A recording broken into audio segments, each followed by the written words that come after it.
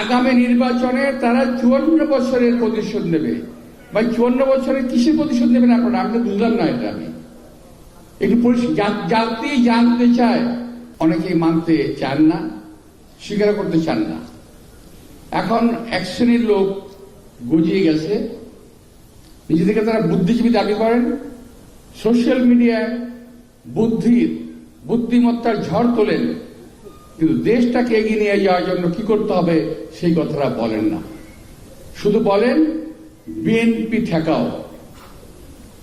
BNP ঠেকাও এক group বেরিয়ে গেছে, এরাও তথাকথিত বুদ্ধিজীবী। কিন্তু সেই বুদ্ধিজীবী 14ই ডিসেম্বরের বুদ্ধিজীবী 71 সালে, আর আজকের বুদ্ধিজীবীরা কিন্তু এক নয়। এরা হলো মুখোশধারী বুদ্ধিজীবী, এরা হলো দলবাজ বুদ্ধিজীবী। এখনকার যারা আছে কথা বলে লম্বা লম্বা, কাজ করে কিছুই কোনো কাজই এরা করে না, শুধু কথা বলে আর মানুষকে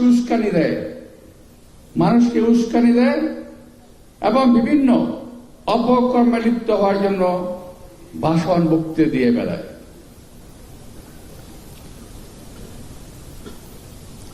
প্রিয় ভাইরা, আমি বেশি লম্বা করব না। তো আজকে আপনারা খেয়াল করেছেন, সেই 71 সালের ডিসেম্বরে যে হত্যাকাণ্ড শুরু করেছিল, আজও কিন্তু সেটা শেষ হয় নাই। আপনারা দেখেছেন গত 17 বছরে বিএনপির নেতাকর্মী সহ বহু মানুষকেই হত্যা করা হয়েছে। হত্যার রাজনীতি এরা ভুলে নাই, একজন চলে যায় আরেকজন আসে। এখন আবার সেই 71-এর পুরনো সেই গোষ্ঠী নতুন রূপে বাংলাদেশে অভিজ্ঞত হয়েছে। আপনারা খেয়াল করে দেখেন, গতকালের একটা ঘটনা, গতকাল পরশুদিনের ঘটনা, তাই না? যে পরশুদিনের ঘটনা একটু খেয়াল করে দেখেন, একটি অপ্রয়োজনীয় ঘটনা, কোনো প্রয়োজন ছিল না একটা মানুষকে গুলি করার কিংবা হত্যার উদ্দেশ্যে গুলি করার কোনো প্রয়োজন ছিল না। এই দেশে বহু নির্বাচন আসছে, বহু নির্বাচন যাবে, কিন্তু এই ধরনের কাজগুলো যারা করে তারা কিন্তু চিহ্নিত একটি দল।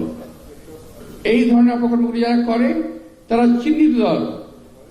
এই দলটি বাংলাদেশকে কখনোই শান্তিতে থাকতে দেবে না, কখনোই না।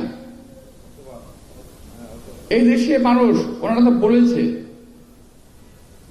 কেউ ভোট দিক বা না দিক, ওনাদেরকে ক্ষমতায় যেতেই হবে। দেখেছেন না সোশ্যাল মিডিয়ায়? ওনাদের ক্ষমতায় যেতেই হবে। কি করবেন ক্ষমতায় গিয়ে তা তো বলছেন না। ক্ষমতা গিয়ে কি করবেন সেটা পরিষ্কার করেন জনগণের কাছে। মানুষ মারবেন, হত্যা করবেন। ওনারা আরো বলেন কি জানেন? 54 বছরের প্রতিশোধ তারা নেবে আগামী নির্বাচনে। আমি একটি প্রশ্ন রাখতে চাই আজকের এই দিবসে,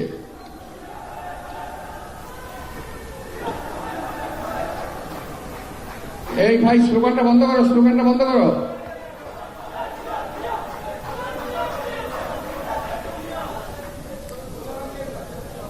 তারা বলছে যে আগামী নির্বাচনে তারা 54 বছরের প্রতিশোধ নেবে। ভাই 54 বছরের কিসের প্রতিশোধ নেবেন আপনারা? আমি তো বুঝলাম না এটা। আমি একটু জাতি জানতে চায়, কিসের প্রতিশোধ নেবেন, কার কাছ থেকে প্রতিশোধ নেবেন? আমরা যারা বেঁচে আছি, মুক্তিযুদ্ধ করেছিলাম, তাদেরকে হত্যা করবেন নাকি নতুন জেনারেশনকে আপনারা হত্যা করবেন? কোনটা? একটা তো শুরুই করে দিয়েছে। গতকাল তো একটা ছেলে হাতি মরতে মরতে বেঁচেই গেল, আল্লাহ তাকে নেক হায়াত দান করুন। তো একটা ছেলে তো মরতে মরতে বেঁচেই গেল। তো এই ধরনের ছেলেপেলেগুলোকে হত্যা করবেন? এই হত্যাকাণ্ডের জন্য নাকি আপনারা শুনলাম, এটা আমরা কিন্তু শোনা কথা, যে প্রায় 70 জনের মতো লিস্ট করেছেন হত্যা করবেন। প্রায় আমরা ফোন পাই, আমার বহু নেতা কর্মী ফোন পেয়েছে, সাবধান হয়ে যান। গতকাল একটা ছেলেকে আমার এখানে আসা যাওয়া করে সাংবাদিক, তাকে গতকাল রাস্তায় অস্ত্র উঁচিয়ে হুমকি দিয়েছে, বেশি বাড়াবাড়ি করলে মেরে ফেলবো। গত রাত্রে সে তাকে জিডিও করেছে।